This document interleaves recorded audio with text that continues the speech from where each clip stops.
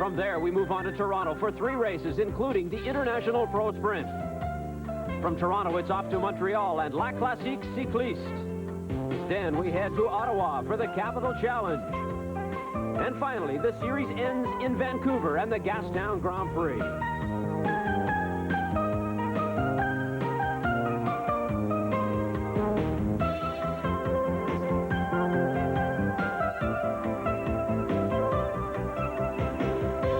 Welcome to Winnipeg, Manitoba, and the 1991 Cobblestone Classic. Hello, everyone. I'm Jerry Dobson, and this is the Canadian Tire National Cycling Series. We kick it off here in Winnipeg with race number 1. Joining me this year, a man with 15 years broadcasting experience in cycling. He's worked in the Tour de France, worked in the Olympics, Eric Moffat. And Eric, we kick it off here in Winnipeg. We wrap it up in Vancouver. Should be great. A great series. Some top riders again this season. 2-time defending champion Alan McCormick. Alex Steeder now riding with Evian Miko along with Todd McNutt. And the always tough Roberto Gaggioli. And we'll crown a champion later on in Vancouver when we get to the Gastown Grand Prix. And a point system we should explain, I think. As usual, the top finishers in each race will get points. But this year, there's a special bonus system where riders get special bonus points for each race. So it should be lots of fun, and we'll be racing in just a few moments. But first, let's take you back 1 year ago and the 1990 Cobblestone Classic. Well, the sun may be shining today, but a year ago we had rain. The heavens opened up, and it made a real mess of this course here in downtown Winnipeg, and it resulted in one crash after another. It seemed all kinds of cyclists went down. There were no serious injuries, but it made for a very interesting, a very wet day, and lots of bumps and bruises. And even some of the favorites went down. There's Chris Huber of the Coors Light team. He went down. And there's John Brady of the 7-Eleven team. And what a story, because John Brady went down. He got back up on his bike, and he was the winner of the Cobblestone Classic in 1990. And well, today it's kind of different. The last 2 years it rained, and I usually do well in the rain. I'm feeling pretty good. I have Alan McCormick on my team, which is the last year overall winner. I won here last year. I like tight circuits, and so does Alan. I think that we're going to, both ride pretty conservatively in the early part of the race, and then as some of the other riders weaken, I think you'll tend to see some of our strategies coming into effect. And Brady is part of a new team. This is Team Cantel, and there's one of his teammates, Alan McCormick, 2-time defending series champion. Brian Walton, the former 7-Eleven team member, now with Motorola. There's Alex Steeder. He's also a former 7-Eleven member. Now he's with Evian Miko. Roberto Gaggioli, a very tough rider. He's always in there with the leaders. And a look at the course here through the streets of downtown Winnipeg. 62 laps. It's 1.6 kilometers long. 5 laps are special bonus point laps, so they can collect points which will go to the overall standings at the end of the series. And it's a very tight course here in Winnipeg. 8 tight turns as we have a look at the field now. 52 riders here today, and it's an international field. We have teams from the United States, teams from Canada, some provincial teams, and some independent riders from various other countries as well. There's only one free lap for every rider. Riders ready? Here we are underway, ladies and gentlemen. The Canadian Tire Cobblestone Classic. And so we are racing here in Winnipeg, and joining me once again, Eric Moffat. Eric, what can we look forward to in the early part of this race? I think you'll see in the early stages of this race, just setting them a rhythm. The riders, they'll get loose, get their legs into it, and I don't think you'll see too many breaks early on. And unlike last year when it rained here, rained heavily at times, we have pretty good conditions here. It's slightly overcast right now, but the sun has been coming through most of the day, and conditions are dry, temperature in the low to mid-20s, so it should be ideal. I noticed though it's dusty, and that can have a real bad effect, especially for riders who are out front. Speaking of riders, Sean Wallace, an independent from Great Britain. There he goes, Sean Wallace looking over his shoulder there in the white jersey, so he has taken the lead here. He appears to be trying to make a bit of a break of it. That's very early in the race to be doing something like that. Very early. It is very unusual. This guy, 3 years ago, was one of the best riders in this series, and he fell off, unfortunately, fell back into the field, shall we say, so maybe he's trying to establish himself again. Sean Wallace out to the early start here. Look at that. He's opened up, a fairly substantial lead. You can see it there for yourself as the peloton now moves around the corner behind him. The riders don't seem too worried about him. But you never know. This is a tight course, as we talked about. And if a rider gets away, it's unlike Toronto, where it's more of a loop, and the peloton can reel him in. And you can almost see the dust in the air as well. There was a go-kart race here, and that's created a lot of debris on the course as Sean Wallace wins that lap there in the Preem that goes with it, so he doesn't seem to be having any problems, but it is extremely dusty out there. Very dusty, and that's a problem if you're out front. Usually, if you have another rider to block for you, you can rest and get a bit of a draft and not get all that dust. The rest of the peloton as they chase that man, Sean Wallace, who's out to the early lead here all on his own. He's an independent. He has no teammates here, so maybe that's his strategy. Since he's on his own, he gets out early. That could be it. They seem to be riding very well consistently, but the peloton, again, doesn't look like they're very worried. They're sitting up on their bikes rather than more in the racing position. Now look at Sean Wallace as he takes a peek over his shoulder. There's nobody there, Sean. You're on your own. He looks very comfortable. I think that talking to our motorcyclist there, get out of the way so he can pass him and move ahead, make a little room for that peloton. Checking over the back of his shoulder there. You got to be a little nervous if you're out that long alone. Wonder where they are. Sean Wallace out by himself, and there is where the field is. That was Chris Huber of the Coors Light team leading the peloton right now, but they don't seem to be too concerned. I wonder if maybe a strong team like the Coors Light team would get together and try and reel him in, but maybe they're not too worried about him right now. Definitely. Coors Light would work together, as would Evian Miko, Alex Steeda's new team. Alex Steeda, of course, formerly of 7-Eleven, but that team has since folded, and the riders have all gone their separate ways, and Alex Steeda has hooked up with Evian Miko, but he has made wholesale changes. In fact, not only does he have a new team, he has a brand new bike as well.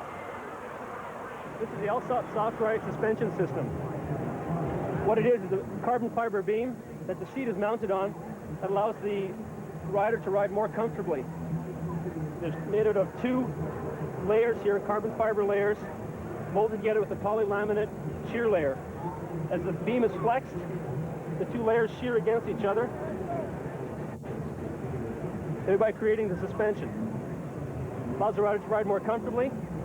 The frame design itself allows the air to flow around the bike more easily, therefore being more aerodynamic.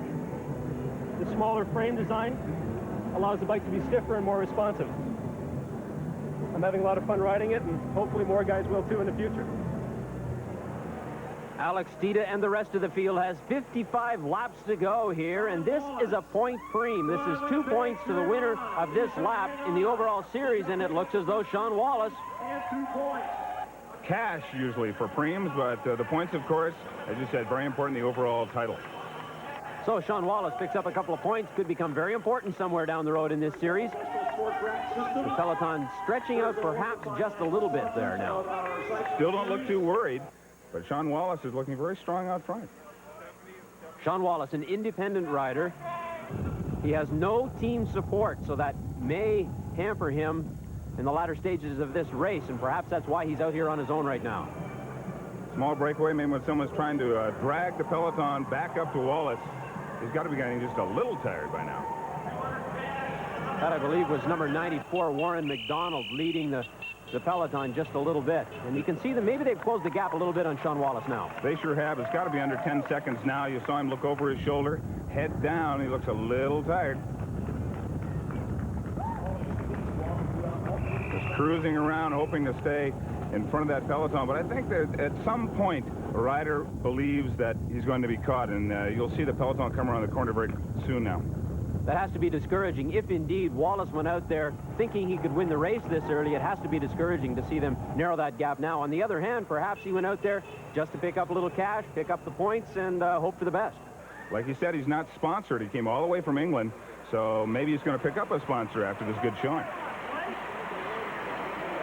Peloton looks very strong. You can see the dust there on the track. You can tell just how dusty this course is. And it doesn't help, of course, that the race leader motorcycle and the car go in front of him and stir it up as well. And 54 laps remaining now. Sean Wallace continues to lead, and it probably becomes a matter of time before the peloton right there reels him back in. See how they spread out wide before the corners? They're waiting for someone, like there was Brian Walton and Motorola out front, to take the lead so they can change around and rest. I imagine there is a lot of jockeying going on right now at the front of that peloton until somebody decides they're going to go for it. Exactly. As we mentioned before, all the teams will work together to try and reel in Wallace, and then they can get on with the business of using their contenders to get out front. A lapped rider, don't pay attention to him in the blue there, in behind Wallace. He's out of the picture. Wallace is leading the peloton. You see now the lap rider coming around the peloton, drawing in a little closer, and I think they're getting in position now to move up and catch him. Early in this race, Sean Wallace continues to lead. Conditions ideal. Dry course here, sunshine, temperature in the low 20s. A heck of a lot better than last year in the rain. The problem is with the dust on the road. The tire rolls over it, you get in a hard corner, it too can lose traction, they can fall down. So there's Sean Wallace. He negotiates the corner, and here comes the peloton from rain last year to dust this year. Oh, and we've got riders down. Wow. We've got riders down, a couple of fellas. That's Craig Funk, number 92 of Psychedelia, and Andrew Nelson of the Ottawa Bicycling Club. They go down. They look to be all right, just shaken up a little bit. They get crossed up in the corner there and just fell over each other. If they have any mechanical problems, they'll get a free lap. But it looks as though they're both all right, and they will continue racing. The Canadian Tire Cobblestone Classic from Winnipeg will continue in just a moment.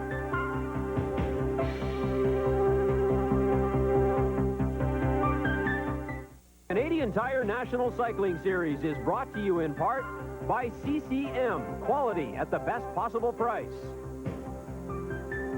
Coleman, they're tough, they're cool, they're Coleman. And by Terzo Professional Sports Rack Systems. Welcome back to Winnipeg in the 1991 Canadian Tire Cobblestone Classic. Jerry Dobson here along with Eric Moffat, and the field has reeled back in Sean Wallace. In fact, we have new leaders. Sean Wallace couldn't keep up the pace as an independent. We have Gene Samuel of Team Garden out of the States, and Roberto Gaggioli, the tough Italian who's on the Coors Light team. Samuel and Gaggioli have replaced Sean Wallace as the leaders here. Let's see if these two can make something work. They look like they're going to try and make a break. Samuel's out of Trinidad, very big rider in the Caribbean, and Gaggioli, of course, has been one of the top sprinters for many years now, so they're trying to make it work. Now, will they try and make it work? They're from two different teams, so in effect they're competitors, so will they try and work together? You see Gaggioli keeps looking at him. Now they're talking. That's it. It looks like Gaggioli has decided that because he's on the wrong team, shall we say, they're going to wait, let the peloton come back up. So this looked like it might be a break where the two of them might work together, and in fact it's not going to turn out that way. I guess they can't make it work. Well, the field looks very strong now. They're warmed up. They've had a few laps. And in spite of Gaggioli, I think he'd love to be out front looking to put the brakes on. So it was almost in disgust, really, that he put the brakes on. He decided he didn't want to work with Samuel, or Samuel wasn't working with him, and now we're back into the pack again. And they start all over. It's like a bit of a chess game. They go back in and reshuffle and see who's going to come out front again. Evian Miko, of course, would love to be up near there, as well as Coors Light. And this is a sprint for a point cream. A big sprint coming up here. 2 points on the line to the winner of this lap. And I believe that was Les Aikens who picks up 2 points for the overall series, so that may help him somewhere down the line. Almost too close to call.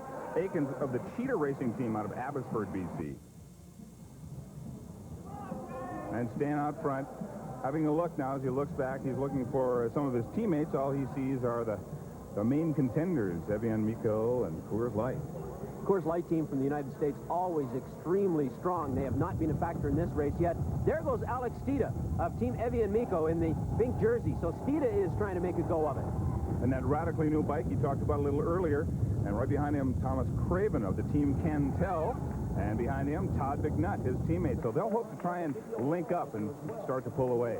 So Stida and Todd McNutt of Evian Miko perhaps getting out there to work together. Tom Craven maybe throwing a little monkey wrench into their plans. But there you can see on the left, that's Stida and McNutt together.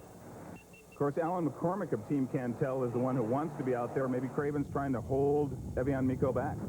Oh, and McNutt had a bit of a problem there. It looked as though he caught his pedal on the pavement.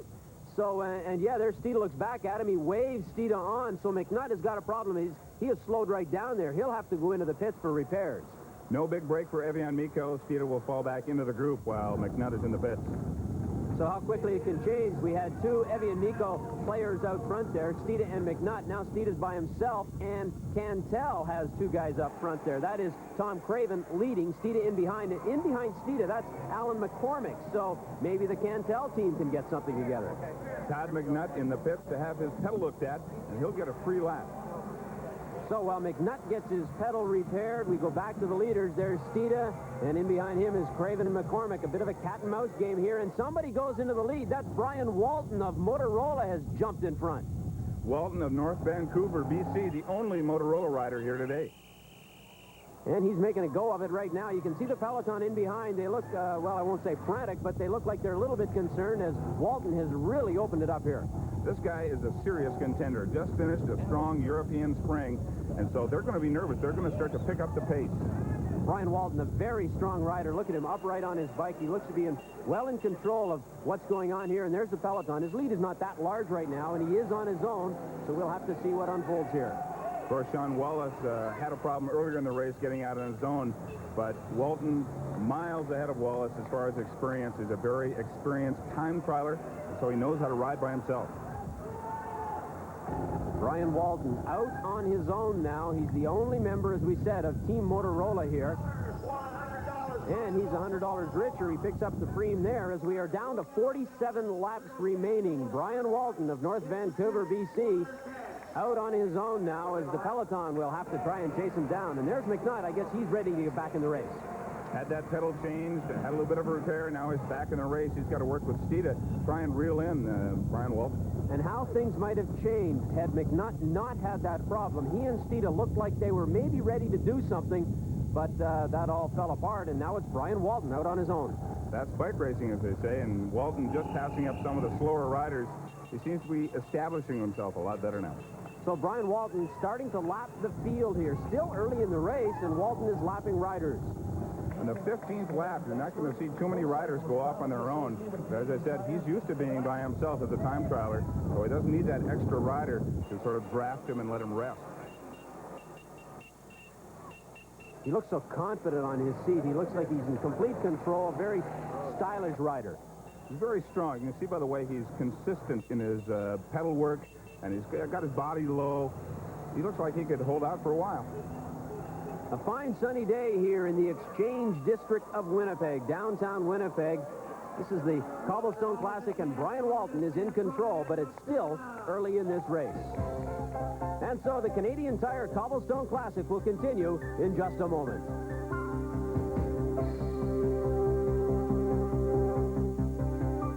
Back to the streets of Winnipeg in the Canadian Tire Cobblestone Classic. This is Brian Walton, your leader. He's got a 40-second lead on a chase group, which is formed in behind him. There they are. Tom Craven of Team Cantel, Alex Steeda of Evian Miko, Roberto Gaggioli of Coors Light, and an amateur, Blair Saunders. There's Blair right there, number 93. It's up to them to try and chase down the leader. And there's the rest of the peloton. They're way behind. They're looking a little disorganized as they come around that last turn. And behind them, Brian Walton, the leader. So Brian Walton has nearly lapped the main field, but he still has that chase group to contend with. We're about a half a lap behind him. He is riding so strongly up in his pedals at this point in the race. And there's the chase group in behind, led by Steeda, then Gaggioli, Craven, and Saunders. You would think that these four strong riders working together would be able to reel in Brian Walton, but it's not working out that way. Not working out at all. In fact, right behind them, the main peloton, and right behind them, the race leader, Brian Walton, will come out on the right side here. There's Walton right there. As this is an incredible performance from him. He's just, well, what can you say about this? He's lapping just about everybody in sight. He's going to get boxed in this corner, it looks like, but he can move through this peloton all right. He'll be in good shape. He's even yelling at some of these slower riders to get out of his way. He wants to get by. It's always tough. The riders aren't quite sure how he's going to go through the group.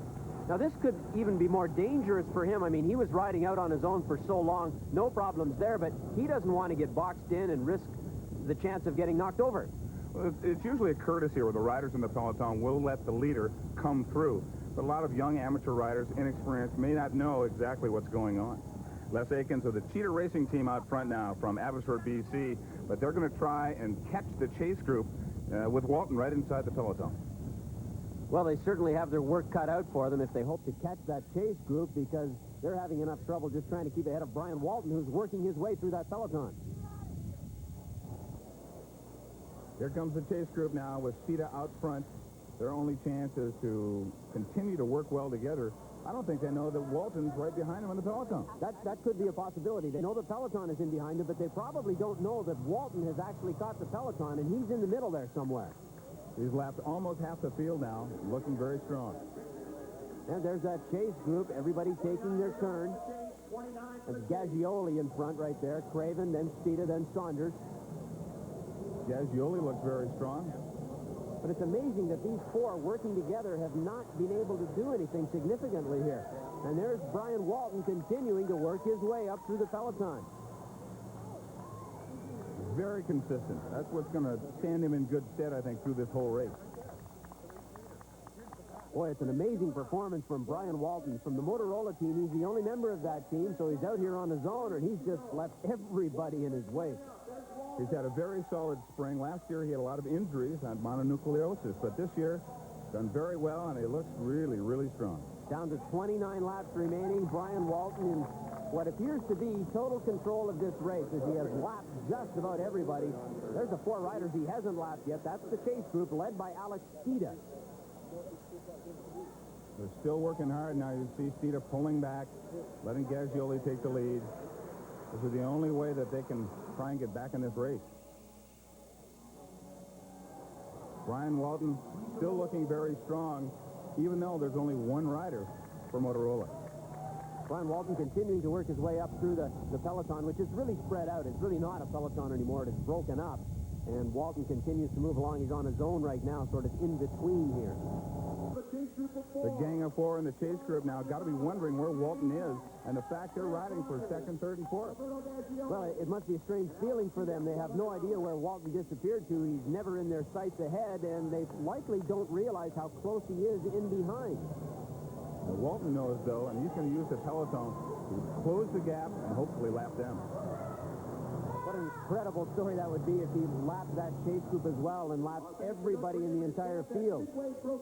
Another point frame here. That's Chris Huber of Coors Light picks up a couple of points for the overall series, so at least some satisfaction for him, even though he knows he has no chance of winning this race. It's all that man, Brian Walton.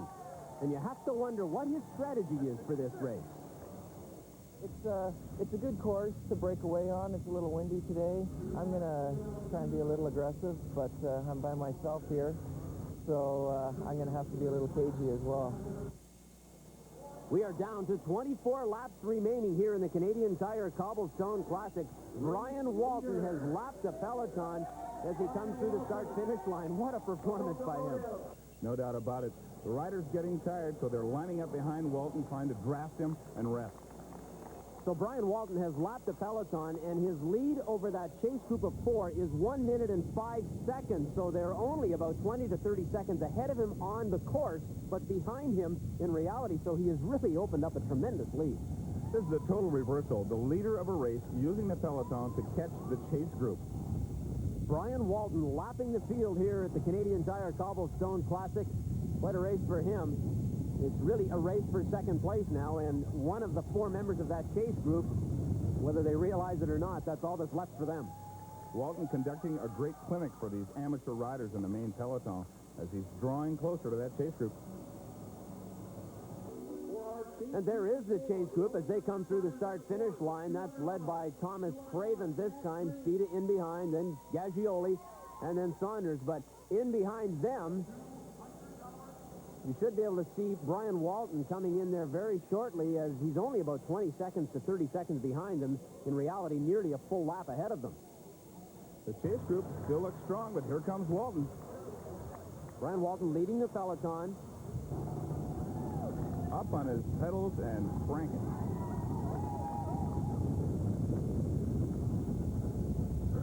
So here he goes through the start-finish line. So that group of four with 23 remaining is about 30 seconds ahead of him. Walton has to be very happy. He wants to get on that Tour de France team with Motorola, and this is one way to do it. Walton's former team, 7-Eleven, no longer exists, so he is with Motorola, who has taken over that sponsorship. Oh, and we've got riders down. Two riders going down here. Team Manitoba, Ray Burrell, number 46, and Tony Ward, number 48, but they look all right. There you go, you guys. They're back on their bikes very quickly and off and racing again. They're at the back of the pack, so it didn't affect this guy, Brian Walton. Brian Walton continuing to have fun with this field here, and there's that group of four still obviously not knowing where Walton is, probably wondering where he is, but they're just ahead of him, nearly a full lap behind. The only riders who haven't been lapped by Walton, they must be getting tired. The main peloton now, with Walton inside, just resting. In a way, a great place for him to be in because he can rest without exerting too much energy, yet on the other hand, if something should happen to a rider in front of him, it could be disastrous. The only possible change of lead would be if Walton were to go down, but this is a great change for him to be in the peloton chasing the chase group. Brian Walton, a smooth rider, in great position here. This race is his as he goes through the start-finish line one more time. The Canadian Tire Cobblestone Classic will continue in just a moment.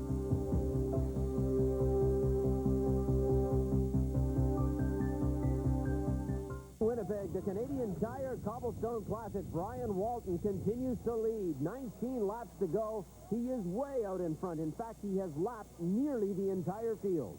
Only the chase group is left. He looks very strong at this point in the race. Shouldn't be too tough to get within striking distance of that chase group. That's all that's left for Brian Walton is to lap the chase group. If he can accomplish that, it would be truly amazing. It's left of them to fight for second, third, and fourth. The chase group, in fact, is caught up in some stragglers here, and that slowed them down. So you'll see that Brian and the rest of the peloton are going to draw in very quickly. And there is the peloton, and that's Walton doing his share of the leading. Very, very smooth rider. That's why he's been so good today. Just about 5 seconds now between the chase group, including their stragglers, and here comes Walton. Walton leading the peloton as they come through the start-finish line, so Brian Walton continues to be the story here today. He is simply incredible. He's the class of the field with 18 laps to go. He's struggled in the last few years, but I think that if he maintains an injury-free season, he looks very, very strong. Walton, of course, a former member of the 7-Eleven team, and the 7-Eleven team is no longer with us. Yeah, it folded because the 7-Eleven Corporation was sold to a Japanese corporation. They weren't interested in having cycling as a promotional tool. So Jim Akowitz, the manager of this team, went after Motorola to compete against teams like Toshiba, Panasonic, other big European teams. But not all of the former members of 7-Eleven went along with Motorola. For instance, Alex Spida is now with the Canadian team, Evian Miko. Brian Walton, though, of the Motorola team, the only member of the Motorola team here, and that's why it is so surprising that he has dominated the way he has. He's done it on his own. He's got no help. He lapped the peloton, and now he has lapped the entire field. Brian Walton, wearing number 6. He's in this blue jersey, and here he comes, number 1 in the entire field. He's lapped everybody. On lap 44, what an amazing feat as he just misses the curb there. Looking back, he's established himself. The rest of the race, as long as he stays upright, he's going to win. Brian Walton of Motorola from North Vancouver, British Columbia. What a performance by him as he goes through the start-finish line. One more time, he's lapped the entire field. We are down to 17 laps remaining now in this race through this tight street course here in downtown Winnipeg. A lot of tight corners. And Brian Walton has not had any problem whatsoever. We're now approaching the end of 12 laps remaining, so this race is winding down with Brian Walton in complete control. Coming up on another bonus point frame here, and it looks like it's going to be Warren McDonald of Cyclemaster out of Calgary winning. 2 points. So 2 points for him for the overall series, so that's good news for him. The best news of all, though, comes for Brian Walton, who has destroyed the field here with 11 laps remaining. This race is his unless disaster strikes. What remains to be seen now is who will come through this pack, through the peloton, to grab second and third place. The race here in Winnipeg, the Cobblestone Classic, is the first race in the series. After Winnipeg, we move on to Toronto. From there is Montreal and then Ottawa, and finally, the Gastown Grand Prix in Vancouver. The riders must race in 4 of the 5 races to qualify for the overall title, with Vancouver, the final race, a mandatory race. So it should be very interesting. Lots of exciting cycling along the way. And right here in Winnipeg, the excitement belongs to Brian Walton. It's incredible in his fitness because he's been able to stay out, strong, consistent throughout this whole race. And he's done it all by himself. He's had no help. We must emphasize that again, no help at all. It's much easier for riders to compete and to work together and take turns on the lead. Well, you can't overemphasize that point. Whether you have 2 riders or 4 riders, they work together, and that way you can preserve some of that fitness for later in the race. There's going to be a big bunt sprint late in this race, and now it'll be up to the other riders to make sure that they can get 2nd, 3rd, and 4th and pick up those points. The race is for Brian Walton here to win. He can only lose it if he has a mechanical problem or crashes or something of that nature, because he's all alone. He has lost the entire field. The Canadian Tire Cobblestone Classic from Winnipeg. Jerry Dobson here along with Eric Moffat. We have 10 laps remaining. This race belongs to Brian Walton. He has to be very happy. In the middle of this peloton, he's a lap up on everyone. Didn't start out that way. In fact, it started out slowly at first. Then Sean Wallace broke away from the field, and he was out there on his own for a while, picked up a few frames. The field eventually reeled him back in. And then very suddenly, away went Brian Walton, and before they knew it, he was nearly a lap ahead of everybody. I think he surprised a lot of the contending riders here like Gagioli, Stita. They weren't aware that he had that kind of strength. So what is going through their minds right now, knowing that they're a full lap behind? They realize the only hope is for 2nd spot. Somebody has to break away from the peloton here to grab 2nd. They almost have to forget Walton, pretend like it's a new race, because he is so far ahead they can't catch him. So obviously the points will be highest in their mind. I wonder if Brian Walton surprised himself with the ease in which he accomplished this here this afternoon. You saw when you spoke with him earlier, he had that cagey smile. I think he knew that he could do well here after his European training. Just taking it easy as this peloton comes around the corner. You can tell they're all sitting up. They're getting a little tired. Walton leading the peloton. The field is tired, obviously, but also wanting to conserve what strength they have left with 9 laps remaining, because somebody wants to grab 2nd spot. Roberto Gagioli in 2nd spot right now behind Walton. He could do it. He's a very, very good sprinter.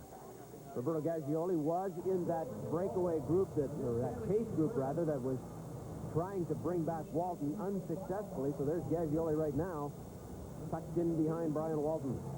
Coors Light was one of the big teams in last year's series. Gagioli was the lead rider there. They'll also be racing in Toronto with Davis Finney, who was another former 7-Eleven rider. And there goes an attempt right now by 2 or 3 different riders to break away. They're looking for 2nd place, and this could be it right here, the race for 2nd. Walton just lets them go by. That's right. He doesn't have to worry about it. He has to worry about getting in the middle of some kind of crash that may develop near the end of this race. Brian Walton letting some of these cyclists go by as a breakaway group is trying to get formed up ahead. Who is that in the lead? It looks like Sean Wallace again. Wallace off again. Could he be in 2nd place at the end of this race?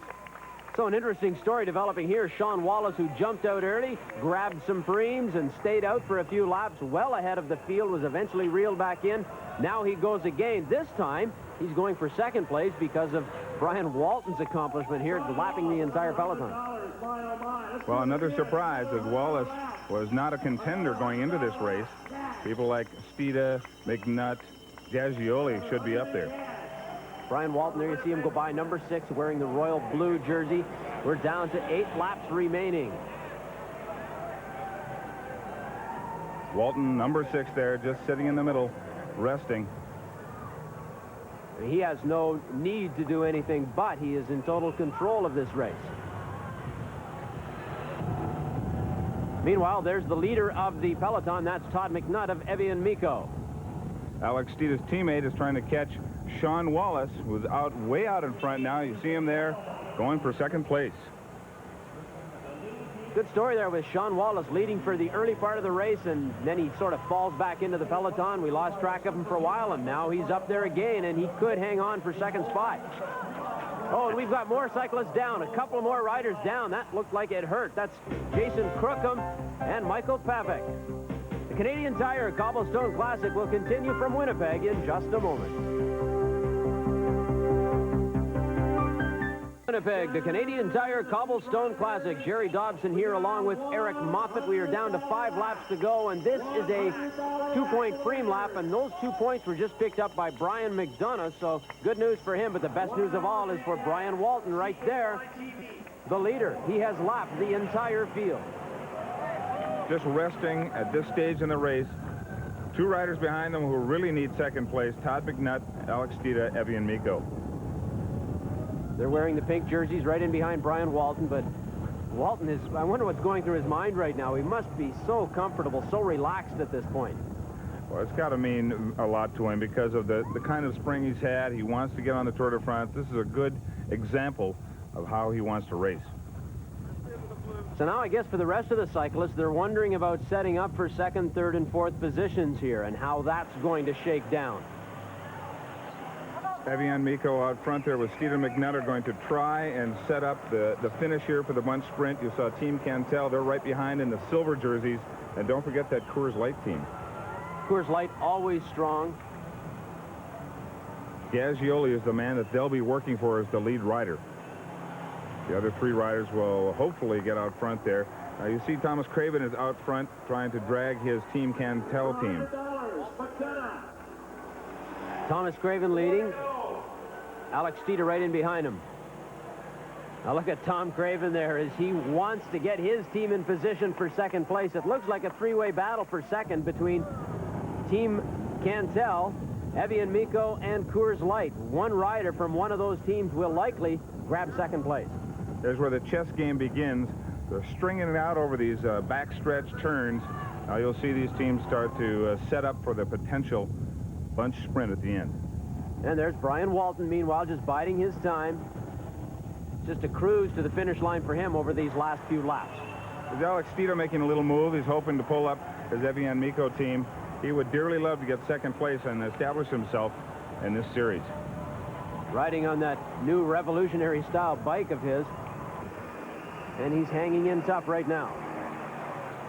Well, sitting up now. I guess he didn't get the help he wanted from his team. So he's sitting up and he's going to let Thomas Craven from Team Cantel or maybe looks like Roberto Gaggioli move out front. So a real cat and mouse game developing here between these 3 teams. Nobody's ready to sprint yet except Sean Wallace. There he goes again. Never say die. Sean Wallace, he really wants 2nd place. This is the 3rd time in this race. Sean Wallace, way back at the beginning of the race, he broke away. He held the lead. He was out there on his own for a while. He was eventually pulled back in. Brian Walton went out, lapped the entire field. Sean Wallace then went out and broke away to try and hang on to 2nd. He was pulled back in, and here he goes again with just 3 laps to go. He is a tough competitor. He's come back, showed his fitness here, and hopefully he can hang on for 2nd place. Well, that would be quite a showing for Sean Wallace, having gone out now 3 times on his own to have the stamina to make it stick. But look at Coors Light as they're lining up 1, 2, 3 right in behind. All right, Coors Light has always been strong as a team. You can see there that Wallace is not very far ahead, and he isn't riding very strongly, so I think the peloton's about to catch him. Some stragglers here right at the front of your screen just moving out. They're not a factor. There is Sean Wallace. He tried to get away there, but it looks as though it won't stick.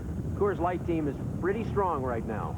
You see David Farmer out front there, setting it up for the lead rider, Roberto Gaggioli, that last lap.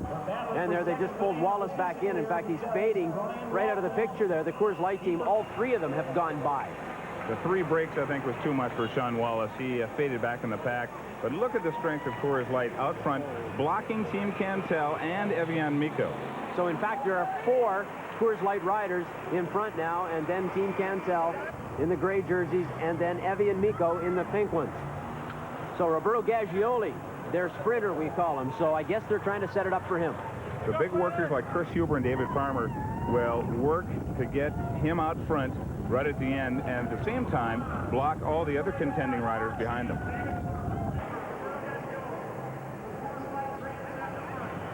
So Coors Light really blocking it off on the front, setting it up for their man, and in behind there's Brian Walton. No problems for him. Brian Walton, number 6, resting at the back of the peloton. He doesn't need a team. He's going to be a spectator for this finish. So it's setting itself up nicely now for a sprint to the finish. And there are 3 teams involved. Coors Light, there they are at the front. Team Cantel in behind. They're wearing the gray jerseys. The bright pink ones belong to the team members of Evian Miko. And these longer stretches of the course, we'll see how they can break open, spread the field wide in an effort to get each lead rider out front.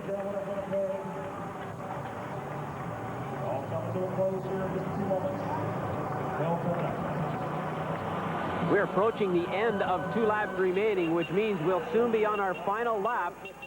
And the jockeying for position continues here. Coors Light and Evian Miko and Team Cantel all in good position, all within striking distance here. David Farmer out front for Coors Light. Right behind him, Chris Huber, and then Roberto Gaggioli. They look ready to make a major move for this finish. Remember, of course, this is for second place. First place has already been wrapped up by Brian Walton. This is the race for second that we're concentrating now as we head into the last lap. Here's Brian Walton. His race is all his. All he has to do is stay on his bike. The race now is for second. Coors Light, very, very strong out front. They've been able to block the other teams and hopefully get there at the end. There goes Walton. He'll cruise this last lap. There's no problem for him. But up ahead, starting to get going here now. This is the Coors Light team in front.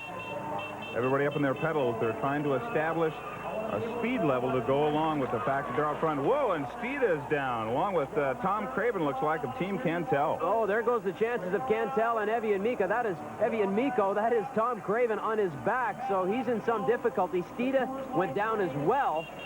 Meanwhile, back at the sprint for the finish. Coors Light in front. A couple of their riders out front. I think it's Chris Huber and Roberto Gaggioli now have moved up in front. There goes Huber. There's Gaggioli in behind him.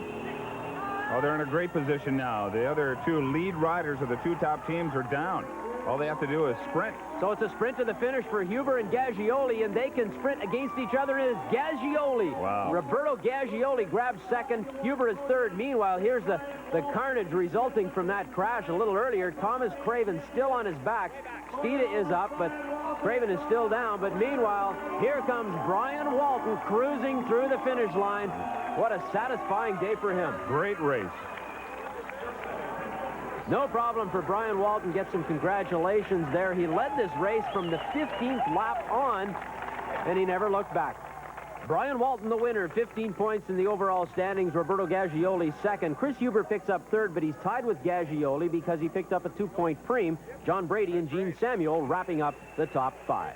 Thanks. Well, early on, the guys just kept chasing down the solo breaks, and since I was by myself, I just had to play my time and wait till they were a little tired, and I felt a little lull in the race and decided to go for it. It was a little early, but things turned out for the best.